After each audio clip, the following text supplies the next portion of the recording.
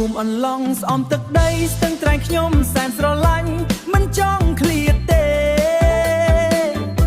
ផ្ទះខ្ញុំដូចមែនសັບខ្ញុំជាតិមែនសប្បាយជាងគេ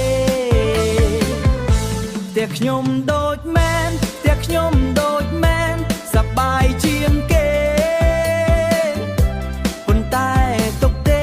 ប៉ុន្តែទុកទេធ្វើស្រែចំការប៉ុន្តែទុកទេប៉ុន្តែទុកទេធ្វើស្រែចំការប៉ុន្តែ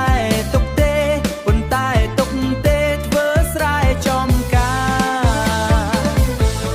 អោឡងសំខំអឡងជ្រៃចិត្តចូលឆ្នាំថ្មី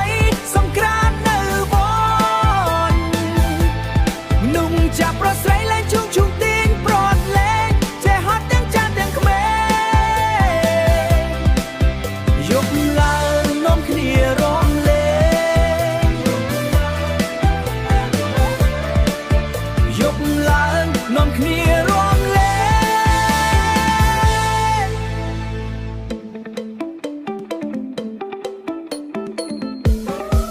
យប់មិនរួនឈើបិណ្ឌបាថាយកលាក់អេសើបើអនទៅញូធ្វើឡើងភើញខ្ញុំពីនបោបាយជាមេក្លេវឹកហើយនឹងប្រាច់មកសុំណានមកបោកលោកតោមិនទៅនៅថនណាននឹមជុំតែថៃបើញងឆាតយេចិត្តខាយចិត្តឆាតមិនបានសប្បាយខ្លាំងណាស់រមិនប្រកាន់ទាំងក្មេងទាំងចាស់បើរំជន់ជើងយើងសុំតោគ្នាបើរំជន់ជើងយើងសុំតោគ្នាជាការគួរសមជាការគួរសមព្រោះខ្មែរតែមួ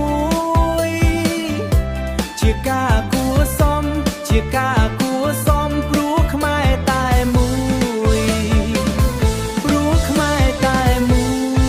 យលាហើយអន្ទង់ឆ្នាំក្រោយយើងមកលេងទៀតឆ្នាំនេះសូមឃ្លាតមួយរយៈសិ